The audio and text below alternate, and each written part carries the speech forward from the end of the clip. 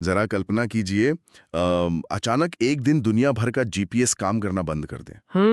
जो कि बहुत डरावना विचार है। बिल्कुल। मतलब मोबाइल के सिग्नल पूरी तरह गायब हो जाएं, मौसम की वो सटीक भविष्यवाणी जो हमें तूफानों से बचाती है वो फेल हो जाए, और तो और ग्लोबल बैंकिंग सिस्टम और स्टॉक मार्केट पूरी तरह से ठप पड़ जाएं। और लोगों को लगेगा कि शायद कोई युद्ध शुरू हो गया है या कोई बड़ा साइबर अटैक है। सही कहा।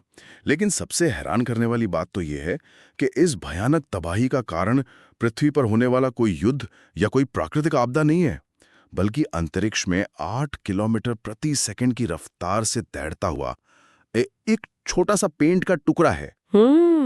सुनने में ये किसी हॉलीवुड साइंस फिक्शन फिल्म की कहानी लगती है। हाँ, लेकिन ये कोई फिक्शन नहीं है। ये एक ऐसा मंडराता हुआ खतरा है जिसे हम स्पेस डेब्रीज या अंतरिक्ष का कचरा कहते हैं। तो आज के इस डीप डाइव में हमारा मिशन यही है कि हम स्पेस डेब्रीज और केस्लर सिंड्रोम जैसी जटिल चीज़ों को बहुत ही आसान भाषा में समझें। ठीक है, चलिए इसे विस्तार से समझते हैं। देखिए, ये एक ऐसा विषय है जो अक्सर हमारी नजरों से ओझल रहता है। हम्म। मतलब जाहिर है ये सब हमारे सिर से सैकड़ों किलोमीटर ऊपर हो रहा है ना। हाँ, आसमान की तरफ देखकर तो कुछ पता नहीं चलता। बिल्कुल। हम रोजमर्रा की जिंदगी में आसमान देखकर ये अंदाजा ही नहीं लगा सकते कि लो अर्थ ऑर्बिट यानी पृथ्वी की निचली कक्षा इस वक्त इंसानों द्वारा बनाए गए कचरे के एक विशाल और खतरनाक भंवर में बदल चुकी है।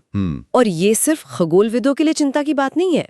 ये सीधे तौर पर हमारी उस आधुनिक सभ्यता के लिए एक बहुत बड़ा जोखिम है जो आज पूरी तरह से अंतरिक्ष में मौजूद सैटेलाइट्स के नेटवर्क पर निर्भर हो चुकी है। तो चलिए शुरुआत से इसे डिकोड करते हैं। मतलब पृथ्वी पर प्लास्टिक या इलेक्ट्रॉनिक कचरे की समस्या तो समझ आती है, क्योंकि उसे हम अपनी आंखों से देख सकते हैं। लेकिन ये अंतरिक्ष का कचरा असल में है क्या?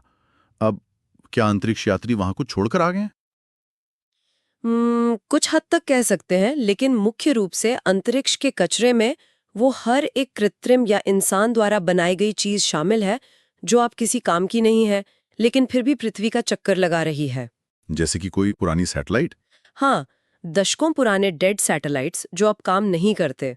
इसके अलावा रॉकेट के बचे हुए विशाल हिस्से हैं जो लॉन्च के बाद वहीं रह गए, और पुराने एंटी सैटेलाइट मिसाइल टेस्ट से निकला हजारों टुकड़ों का मलबा भी है। ओहो। और सबसे बड़ी बात सिर्फ बड़ी चीजें ही नहीं, बल्कि टूटे हुए सोलर पैनल, नट, बोल्ट्स और यहाँ तक कि सैटेलाइट से उखड़े हुए पेंट के छोटे छोटे टुकड़े भी इसी मलबे का हिस्सा है। अब यहीं पर मुझे एक बात समझ नहीं आती।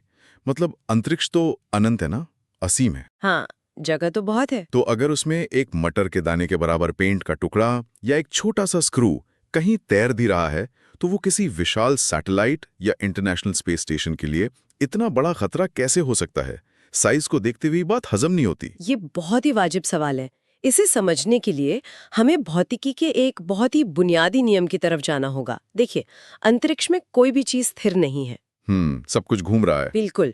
लो अर्थ ऑर्बिट में पृथ्वी के गुरुत्वाकर्षण से बचने और अपनी कक्षा में बने रहने के लिए इन वस्तुओं को लगातार लगभग 7.8 किलोमीटर प्रति सेकंड की गति से भागना पड़ता है। रुकिए, 7.8 किलोमीटर प्रति सेकंड? हाँ। मतलब एक सेकंड में लगभग 8 किलोमीटर की दूरी। हाँ। अगर इसे जमीन पर देखा जाए तो ये तो दिल्ली से मुंबई की दूरी कुछ ही मिनटों में तय करने के बराबर है। एकदम सही। अब जरा काइनेटिक एनर्जी यानी गतिज ऊर्जा के फॉर्मूले को याद करते हैं जो हमने स्कूल में पढ़ा था, 12 mv²। हाँ, मास और वेलोसिटी का स्क्वायर। बिल्कुल। तो ऊर्जा वस्तु के द्रव्यमान और उसकी गति के वर्ग पर निर्भर करती है। चूंकि यहाँ गति इतनी भयंकर है और उसका स्क्वायर हो रहा है, इसलिए उस 1 सेंटीमीटर के पेंट के टुकड़े या छोटे से बोल्ट का द्रव्यमान भले ही कम हो, लेकिन उसकी ऊर्जा वो एक बम की तरह हो जाती होगी। बिल्कुल, एक शक्तिशाली बॉम्ब या किसी तोप के गोले के बराबर हो जाती है। जब 8 किलोमीटर प्रति सेकंड की रफ्तार से एक छोटा सा टुकड़ा किसी काम कर रही सैटेलाइट से टकराता है, तो वो इसे सिर्फ खरोंचता नहीं है, वो उसे पूरी तरह से तबाह कर सकता है। वो एक विनाशकारी बुलेट की तरह काम करता है। बाप रे! तो हम मूल रूप से अंतरिक्ष में लाखों अदृश्य हाइपर वेलोसिटी गोलियों के बीच अपनी करोड़ों रुपए की मशीनें भेज रहे हैं। हाँ, आप ऐसा ही कह सकते हैं। अब अगर ये बुलेट्स आपस में या किसी काम कर रही सैटेलाइट से टकराती हैं तो क्या होता है? यहाँ से हम इस खतरे के सबसे डरावने वैज्ञानिक पहलू में प्रवेश करते हैं, जिसे केस्लर सिंड्रोम कहा जाता है। Kessler syndrome? हाँ, 1978 में नासा के वैज्ञानिक डोनाल्ड जे केस्लर ने एक गणितीय मॉडल तैयार किया था। उन्होंने चेतावनी दी थी कि अगर कक्षा में वस्तुओं का घनत्व एक निश्चित सीमा से ज्यादा बढ़ जाए तो एक कोलिजन कैस्केड शुरू हो जाएगा। कोलिजन कैस्केड मतलब एक के बाद एक टक्कर? बिल्कुल, एक सेल्फ सस्टेनिंग चेन रिएक्शन।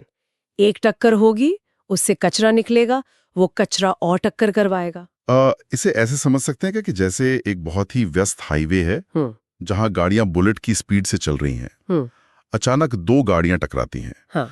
उनके टकराने से गाड़ियों के पुर्जे, शीशे और धातु के टुकड़े उसी बुलेट की स्पीड से उड़कर पीछे से आ रही दूसरी गाड़ियों से टकरा जाते हैं। हाँ, एकदम सटीक उदाहरण है। अब उन गाड़ियों के परखच्चे उड़ते हैं और हाईवे पर हजारों नए पुर्जे फैल जाते हैं जो और गाड़ियों को तबाह करते हैं, और ये सिलसिला चलता ही रहता है। ये एनालॉजी इस सिचुएशन को बहुत अच्छे से दर्शाती है। बस इस अंतरिक्ष वाले हाईवे में एक और खौफनाक बात जोड़ दीजिए। वो क्या? इनमें से किसी भी गाड़ी या मलबे में ब्रेक नहीं है। अरे हाँ। और ये सब कई दशकों तक या शायद सदियों तक वहीं घूमता रहेगा। और सबसे डरावनी बात यह है कि ये सिर्फ डोनाल्ड केस्लर की कोई कागजी थ्योरी नहीं है, ऐसा असलियत में हो चुका है। सच में? कब हुआ ऐसा? 2009 की उस घटना को देखें जहां एक चालू अमेरिकी कम्युनिकेशन सैटेलाइट इरिडियम 33 और एक पुरानी बंद पड़ी रूसी सैटेलाइट कॉस्मोस 2251 के बीच टक्कर हो गई थी। वो तो सिर्फ दो सैटेलाइट्स थी, तो नुकसान कितना बड़ा हो सकता है? जब वो दोनों सैटेलाइट्स अंतरिक्ष की उस भयंकर गति पर टकराईं, तो वो सिर्फ एक दूसरे से भिड़ी नहीं, बल्कि वो एक तरह से वाष्पीकृत हो गईं, वेपराइज हो गईं। बाप रे। उस एक सिंगल घटना ने अंतरिक्ष में मलबे के हजारों नए टुकड़े पैदा कर दिए, वो भी ऐसे टुकड़े जिन्हें हम ट्रैक कर सकते हैं। और जो टुकड़े इतने छोटे हैं कि उन्हें रडार से ट्रैक नहीं किया जा सकता, उनकी संख्या तो लाखों में होगी। और ये सब बुलेट की स्पीड से घूम रहे हैं। बिल्कुल। इसी तरह 2024 में लॉन्ग मार्च 6A रॉकेट के टूटने से भी सैकड़ों नए टुकड़े लो अर्थ ऑर्बिट में फैल गए। हर ऐसी घटना हमें केस्लर सिंड्रोम की उस अनियंत्रित चेन रिएक्शन को ट्रिगर करने के करीब ले जाती है। ये सब सुनकर तो सच में दिमाग घूम जाता है। लेकिन जमीन पर बैठे किसी आम इंसान को जो शायद अपने रोजमर्रा के काम में व्यस्त है, उसे इस बात की परवाह क्यों करनी चाहिए?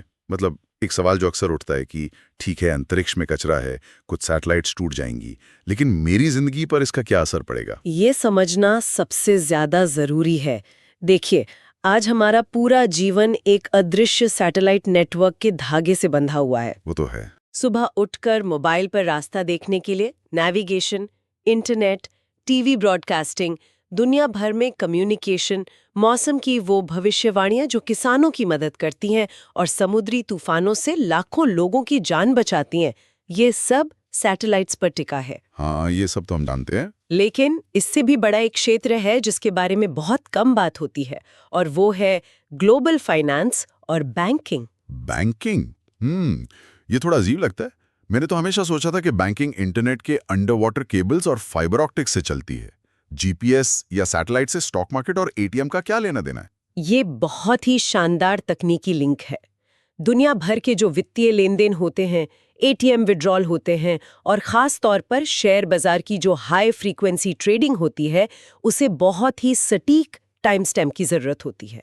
टाइम स्टैम्प मतलब समय का रिकॉर्ड? हाँ, अगर दुनिया के एक कोने से दूसरे कोने में पैसा भेजा जा रहा है, तो सिस्टम को माइक्रोसेकंड के स्तर पर यह पता होना चाहिए कि ट्रांजैक्शन किस वक्त हुआ, ताकि कोई डबल स्पेंडिंग या फ्रॉड न कर सके। अच्छा। और ये जो सटीक माइक्रोसेकंड टाइमिंग है ना, ये जीपीएस सैटेलाइट्स में लगी एटॉमिक घड़ियों के नेटवर्क से सिंक होती है। ओहो, क्या बात कर रहे हैं।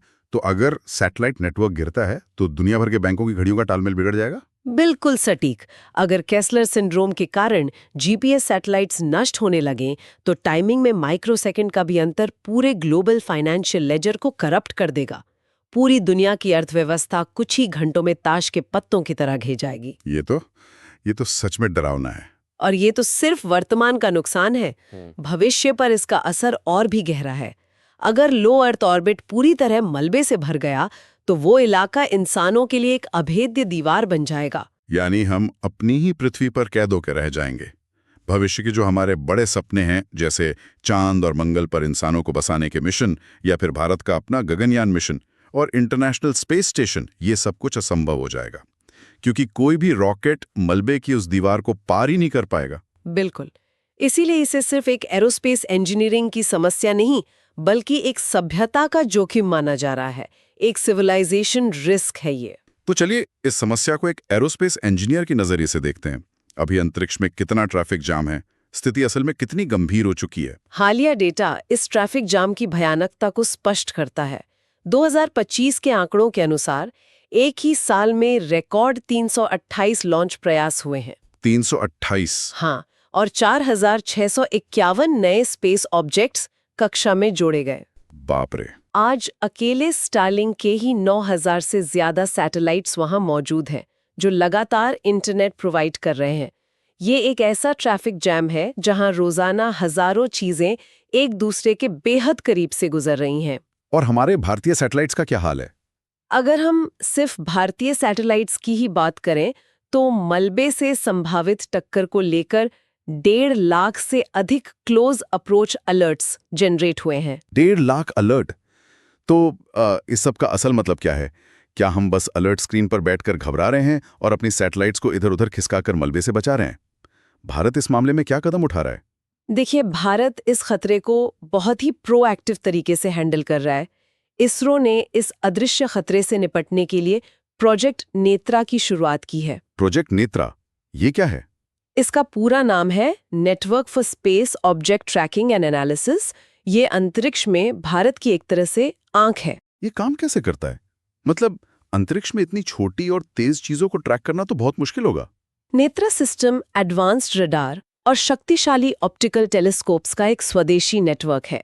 ये लगातार आसमान को स्कैन करता है और अंतरिक्ष के मलबे, डेड सैटेलाइट्स और उनके रास्तों की गणना करता है। तो ये पहले ही बता देता है कि खतरा कहाँ है। जी, जब भी सिस्टम को लगता है कि कोई मलबा किसी काम कर रही भारतीय सैटेलाइट के रास्ते में आने वाला है, तो वो पहले अलर्ट जारी कर देता है। फिर हमारे इंजीनियर्स सैटेलाइट के थ्रस्टर्स को थोड़ा सा फायर करके उसकी कक्षा में मामूली बदलाव करते हैं, जिसे तकनीकी भाषा में कोलिजन अवॉइडेंस मैन्यूवर कहते हैं। अच्छा, तो ये तो बचाव का तरीका हुआ, लेकिन क्या इसरो भविष्य में कचरा न फैले इसके लिए भी कुछ कर रहा है? मैंने कहीं पढ़ा था कि 2030 तक डेब्रिस फ्री स्पेस मिशंस का लक्ष्य रखा गया है। उसके पीछे की तकनीक क्या है? 2030 का ये लक्ष्य इसरो का एक बेहद जिम्मेदार कदम है। इसमें 2 बहुत महत्वपूर्ण रणनीतियां शामिल हैं। पहली है controlled re entry. Controlled re entry मतलब वापस लाना? हाँ, आमतौर पर रॉकेट का काम पूरा होने के बाद उसका ऊपरी हिस्सा वहीं अंतरिक्ष में सालों तक कचरा बनकर घूमता रहता है। लेकिन अब इसरो उस हिस्से में थोड़ा ईंधन बचाकर रखता है, ताकि मिशन के बाद उसे वापस पृथ्वी के वायुमंडल की तरफ धकेला जा सके, जहां वो सुरक्षित रूप से जलकर राख हो जाए। अरे वाह, ये तो बहुत स्मार्ट है। और दूसरी रणनीति, वो पोएम वाला कॉन्सेप्ट क्या है? POEM। पोएम इनोवेशन का एक बेहतरीन उदाहरण है। जो PSLV रॉकेट का चौथा और अंतिम चरण होता है, वो सैटेलाइट को छोड़ने के बाद आमतौर पर डेड वजन बन जाता है, कचरा बन जाता है। हाँ। इसरो ने सोचा कि इसे कचरा बनाने के बजाय क्यों ना इसे काम में लाया जाए, तो उन्होंने इस रॉकेट स्टेज में सोलर पैनल्स और नेविगेशन सिस्टम लगा दिए। अच्छा। हाँ, अब सैटेलाइट को उसकी कक्षा में छोड़ने के बाद वो रॉकेट का खाली हिस्सा अंतरिक्ष में एक तैरती हुई प्रयोगशाला की तरह काम करता है, जिस पर वैज्ञानिक अपने प्रयोग कर सकते हैं। यानी जो पहले कचरा था, अब वो एक रिसोर्स बन गया है। ये तो कमाल की बात है कि हम समस्या को ही एक अवसर में बदल रहे हैं। लेकिन यहाँ एक पेच है।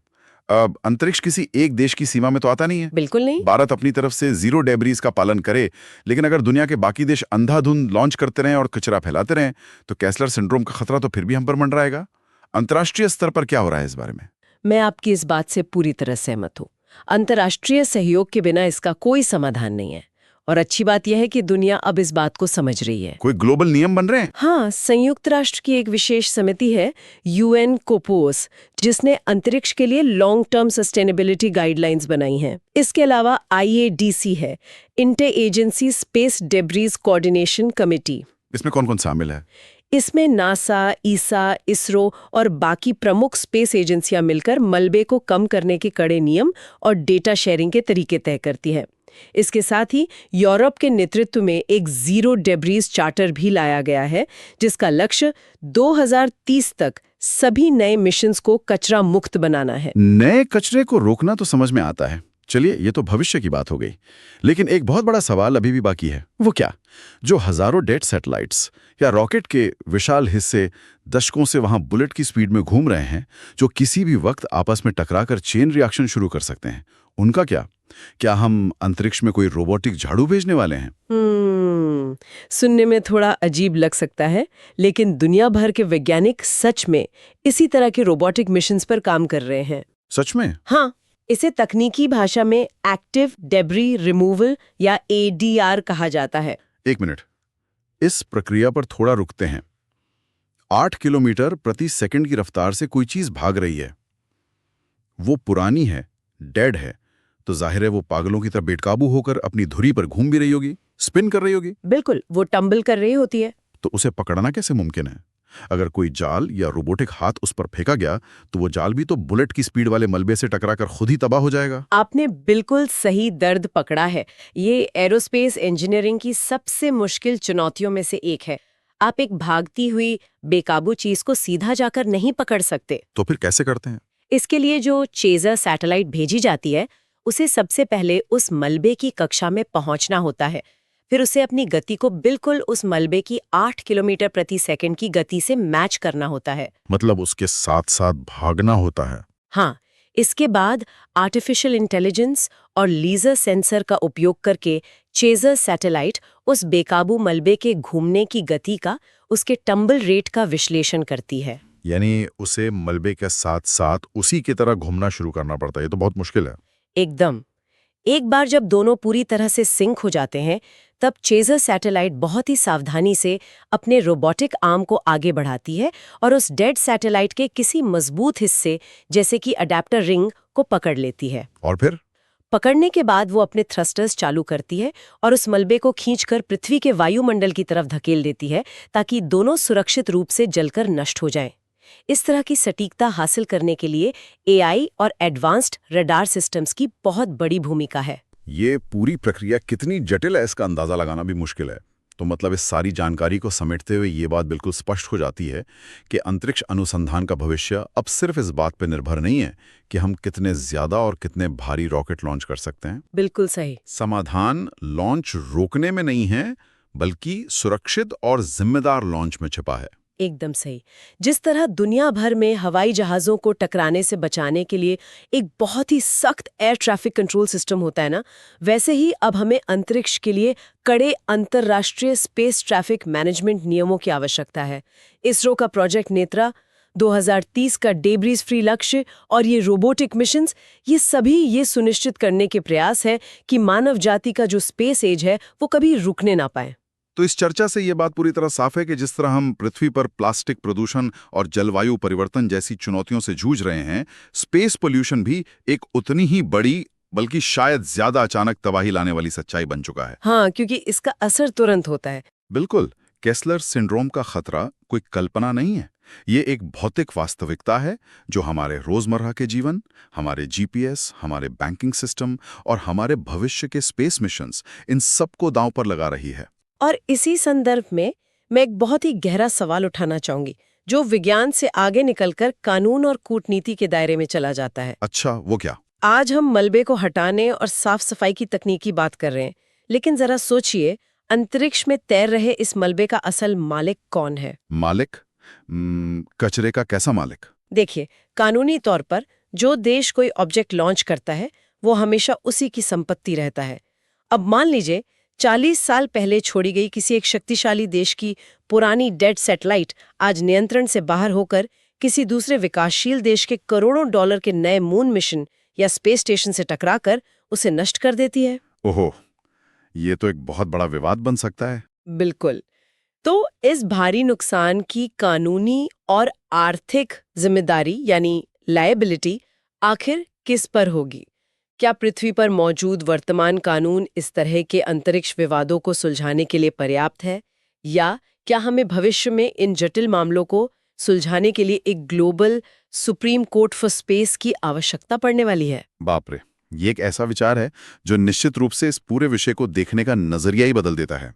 मतलब विज्ञान और तकनीक अपनी जगह हैं, लेकिन अंतरिक्ष के नियम और अंतर्राष्ट्रीय कानून अब एक नया ही मोड़ लेने वाले हैं। बिल्कुल, ये भविष्य की सबसे बड़ी चुनौतियों में से एक है। इस उलझे हुए लेकिन बेहद दिलचस्प सवाल के साथ हम आज के इस गहन विश्लेषण को यहीं समाप्त करते हैं। ये एक ऐसा मुद्दा है जो ये सोचने पर मजबूर करता है कि अंतरिक्ष की अनंत संभावनाएं अपने साथ अनंत जिम्मेदारियां भी लेकर आती हैं।